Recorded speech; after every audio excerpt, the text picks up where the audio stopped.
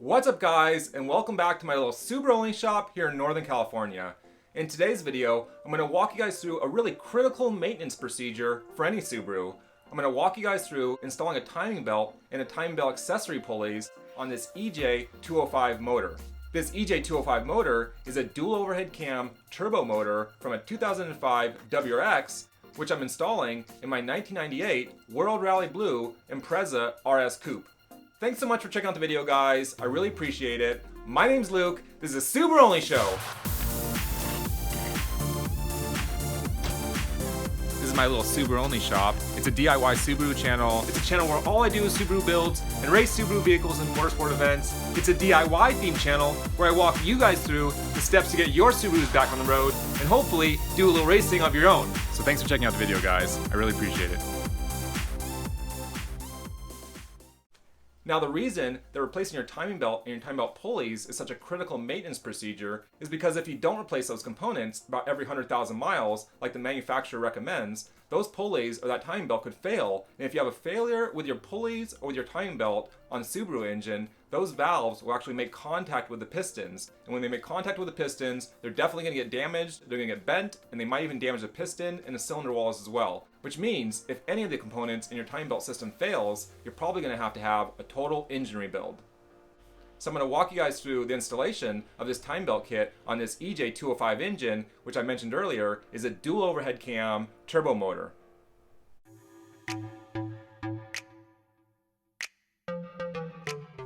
Okay guys, the very first step you're going to think about anytime you do anything associated with your timing belt is you want to rotate that crankshaft and those pistons to the correct position inside that piston bore so that those pistons can't make contact with any of the valves in your cylinder head. And the way that you do that is you go ahead and rotate that crankshaft from that main crank bolt right here on your crank gear. And you're going to go ahead and rotate this crankshaft until this little hash mark on the back of that crank pulley is straight up in the vertical position and it's aligned with this little hash mark above it on the block. So I'm going to go ahead and do that right now. Go ahead and grab a ratchet and a 22mm socket and rotate that crank bolt.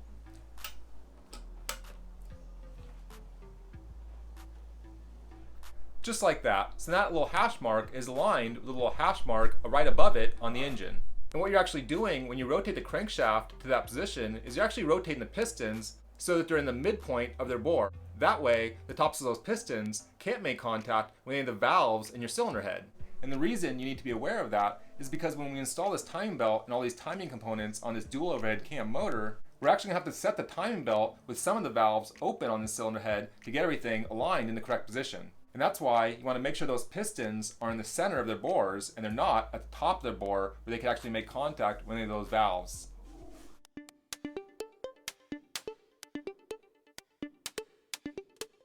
Okay guys, for step 2 of this DIY, I'm going to walk you through what all the marks on these cam gears are for and how we use them to align these cam gears with marks on the outside of the timing belt cover before you install your timing belt.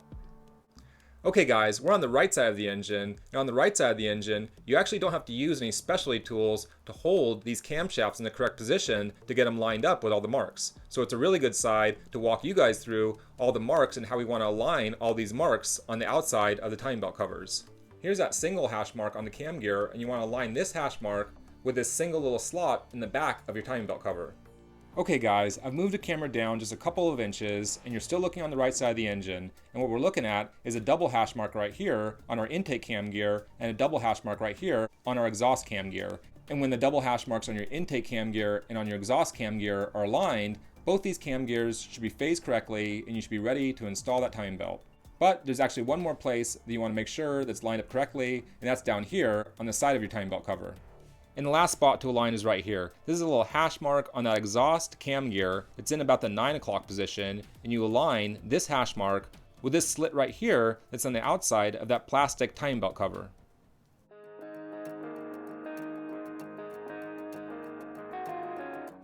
We just walked through how to line up all the hash marks on the cam gears on the right side of the engine, but on the left side of the engine, it's actually a completely different story, which is why on the left side of the engine, you actually have to use a specialty tool to get these camshafts aligned in the correct position before we install that timing belt.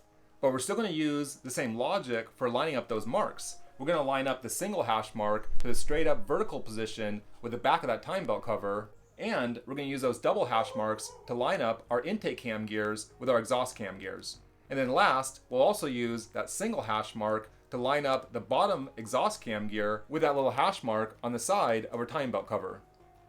Okay guys, what you're looking at is actually the specialty tool that you use to rotate those cam gears into the correct position so that you can install that timing belt. And when you use one of these specialty tools, it basically makes installing these timing belts a hassle-free process. Now there's actually several manufacturers on the market that are making these specialty tools. Company 23 is one of the more popular ones, but there's also several other manufacturers out there that are selling this specialty tool on Amazon, and I've actually got one of the generic brands right here in front of me. This generic one is actually sold on Amazon, and I actually have it on my SubaruONLY store, which you can find at the link in the description. This generic version will run you about $30, whereas the Company 23 one, I think, will run you about $50 or $55. And I actually include both of them in my Amazon store, so you can go ahead and click the link, and you can read up on either of them, and you can go ahead and pick one up for yourself if you need to do timing belt anytime in the near future. Basically, the way that these suckers work is that this sucker will actually slide into the bolt that holds that cam gear in place. And we'll go ahead and walk through this process right now on the engine. So basically, the tip of this little fitting fits into the head of that Allen bolt. And the higher quality ones like this one will actually have a little magnetic insert in the tip, which will help hold this fitting in the bolt when you're going through the installation process. So if you guys are going to buy one of the generic brands, make sure it's got these little magnets inserted in the tips. So we'll go ahead and put that in the head of that bolt, like that. And then you go ahead and grab a 19mm wrench, put that over the end of the fitting, and then you can rotate that cam gear into its position to line up that single hash mark at the top with a hash mark in the back of that plastic timing gear cover. And we'll go ahead and install that second fitting in the lower exhaust cam gear.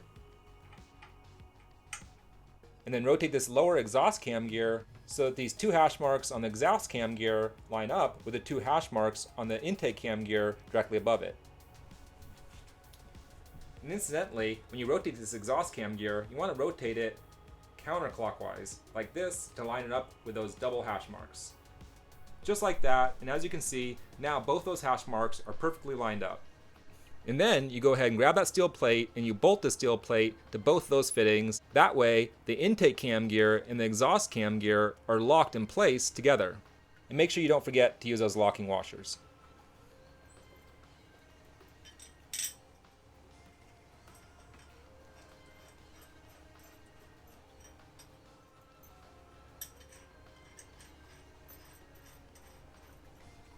And when both these bolts are locked in place, that actually locks these cam gears in place.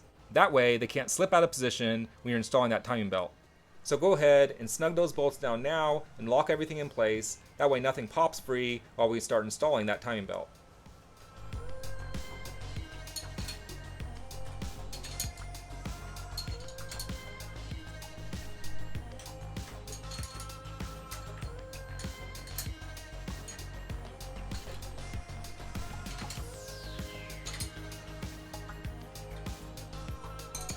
Okay, now that we have the cam gears locked in the correct place on the left side, we can go ahead and install the first couple pulleys and start installing our timing belt.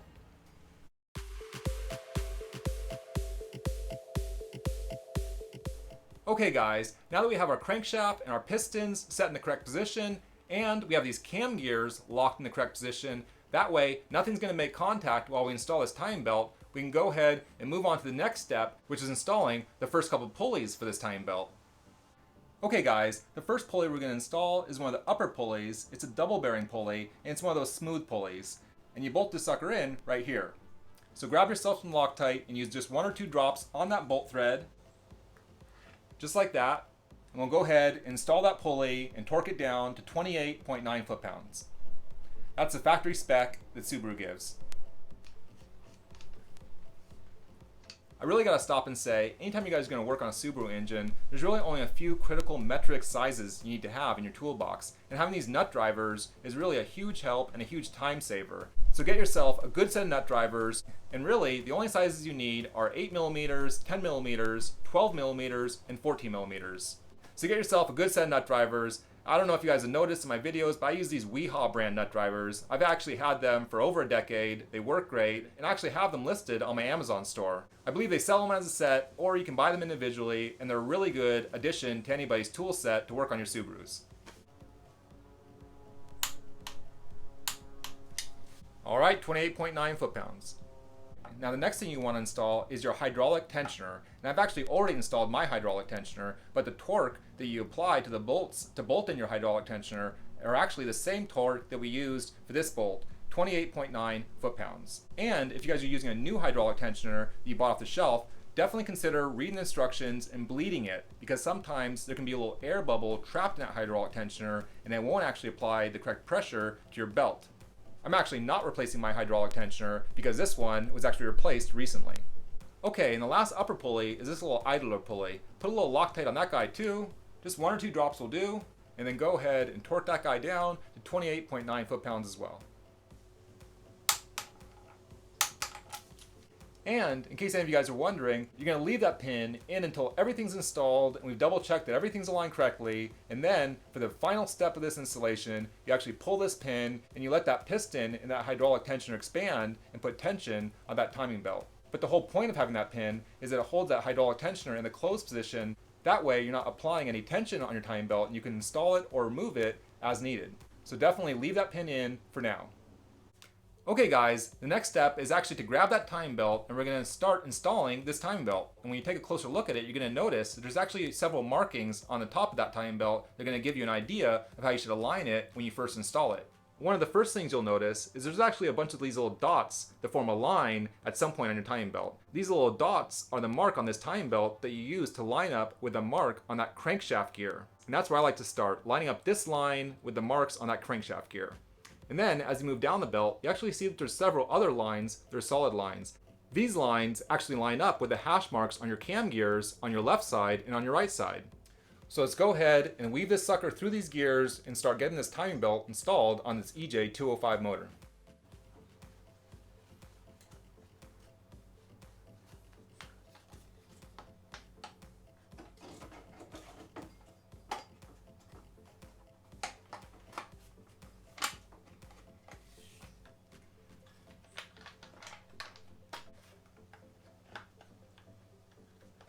This is actually when having those binder clips comes in handy. Grab yourself a handful of these binder clips and use these binder clips to hold this timing belt in place as you start wrapping around these gears and getting it aligned correctly. They're a real lifesaver and they make installing these timing belts a hell of a lot easier to do. As you can see, I'm using 2 of those binder clips on the intake cam on the left side of this engine. And then I'll use a big binder clip right here to hold this timing belt in position while I get those lower pulleys ready to get installed and slipped over the gears of that timing belt. Okay, so at this point, we're ready to install that lower cog gear. Go ahead and grab a little bit of Loctite, drop a couple drops of that Loctite on that bolt and install that lower cog gear while you engage it with the teeth of that timing belt. A little bit of Loctite, just 1 or 2 drops, and then go ahead and thread that gear in right here.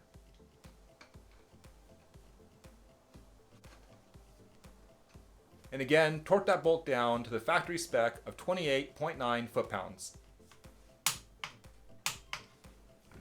Okay, I've got this lower cog gear installed, and as you guys can see, the teeth of this timing belt are meshing with the teeth of that cog gear. Right here, the backside of the belt is what turns that water pump, which is a good thing to point out. Basically, anytime you have a smooth pulley, that's going to ride on the backside of that timing belt, like we have right here on the water pump, and like we have right here on this upper pulley.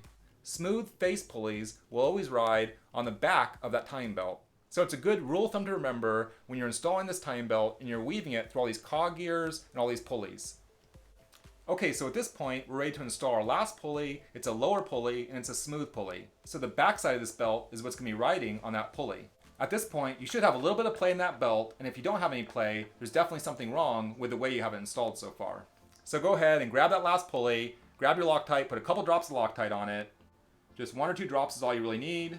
And then for the bolt that holds this pulley in, this is the one that can be a little bit tricky for some people. You actually have to thread this bolt in while that timing belt starts putting a little bit of tension on this pulley.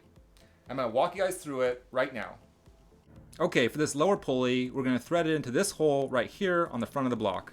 And what we're going to do is we're going to lift that timing belt up, and we're going to get this tip of this bolt started in that thread hole, and then we'll slowly rotate it horizontal as we start threading that bolt in. That way we can tighten it all down. And I'll tell you guys right now, having a nut driver for this step really makes it a lot easier.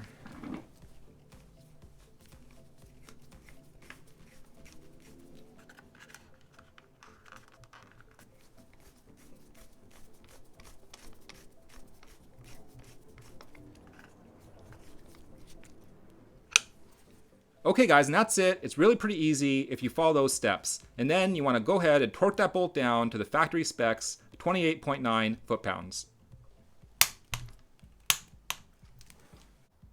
Okay guys, with the installation of that lower pulley, we're getting really close to being done with installing this timing belt kit. The next thing we want to do is double check that all these marks are lined up correctly. This mark right here should be lined up with the center line of that crank gear right here. And then if we move down that belt and we move over to our cam gear, this line right here should line up with that single hash mark right here on your cam gear and that mark right here in the back of that cam gear cover. And then if you continue down that belt, there's actually another mark on the side right here. This mark right here should line up with that single hash mark right here on the exhaust cam gear and that little cutout right here on the back of that timing gear cover. And then we'll go ahead and move over to the right side. And we'll look at the intake cam on the right side. Here's that little mark on the top of that intake cam. This line right here lines up perfectly with the hash mark in that cam gear and that little cutout in the back of that timing gear cover. So this one's lined up perfectly.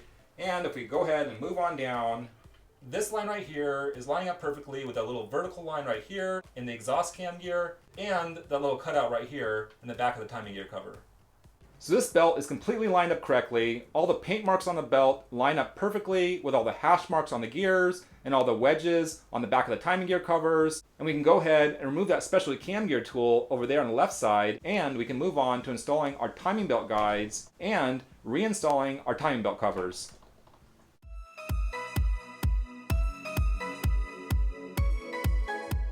These timing belt guides are required for manual transmission vehicles because the way the transmission engages with the engine can create a shock load to that belt, which can actually knock the belt off the teeth of that crank gear and will cause that timing belt to skip, which could cause major damage to your engine. So for those of you who have manual transmissions, make sure you always install these timing belt guides back on your engine. And when you install these guides, you actually have to install them so they have a certain clearance between the guide and that belt, because if they make any contact with that belt, they're obviously going to damage that belt, and eventually they're going to cause that belt to fail. And the factory recommendation for the clearance you need to have is about 1 millimeter or 20 thousandths of an inch.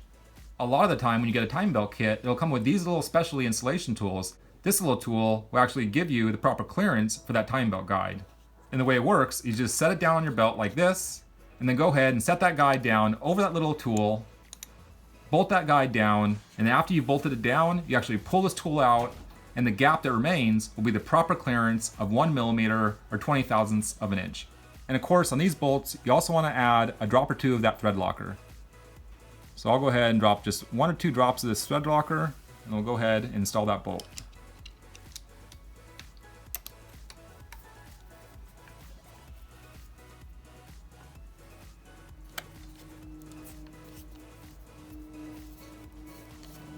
And then after you've tightened it down, you should be able to pull that plastic tool out and you'll have your 1 millimeter clearance.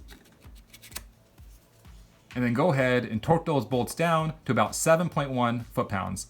That's the factory recommended torque setting. And then don't forget the timing belt guides, they're on your cam gears. These EJ motors use timing belt guides on the cam gears as well as that crank gear. Torque these bolts down to about 5.1 foot-pounds, just a little bit less than the previous ones, and make sure this timing belt guide has about 1 millimeter or 20 thousandths of an inch clearance above that belt. And again, I'll just use that same plastic clearance tool that they gave me for the crank gear, but I'll spread it out a little bit wider for these cam gears. That way I know I've got that 1 millimeter clearance that you need to have. And then go ahead and snug that down to about 5.1 foot-pounds. You definitely don't want to have any of these timing belt guides rubbing on that timing belt. Okay guys, with that last step, we've wrapped up the installation of this timing belt and all the pulleys associated with this timing belt, and we're getting this EJ205 engine really close to getting reinstalled back into my 1998 World Rally Blue IMPREZA RS Coupe. As you guys saw earlier in this video, I'll actually walk you guys through how to use the specialty cam gear tool, which makes the installation of a new timing belt on an EJ motor a really easy process. If you guys are interested in picking up one of those specialty cam gear tools, you can actually find it on my Amazon store, which I'll include in a link in the description. Thanks again for checking out the video, guys. I really appreciate it. If you have any questions or any comments, please go ahead and leave them in the comment section.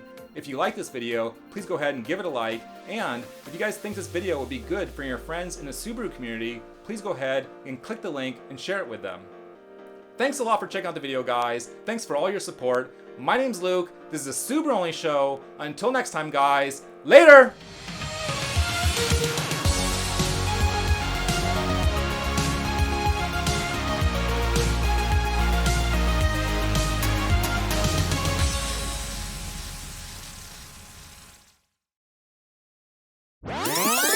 Thanks again for watching this video, guys. As you guys know, I'm a diehard Subaru enthusiast.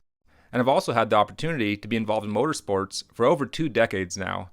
But I'm also a professional hydrogeologist, and I've actually spent years in laboratories performing experiments where I studied the flow of fluids using the properties of physics and fluid mechanics. In these YouTube videos, I'm actually able to combine my experience from the laboratories and all the research I've done with my experience from all the motorsport series I've been involved in and my passion for Subarus. If you have any professional inquiries about Subaru-related R&D or digital marketing and media, you can contact me at SubaruONLYshop@gmail.com. Thanks for checking out the video, guys. I really appreciate it. I hope to hear from you soon.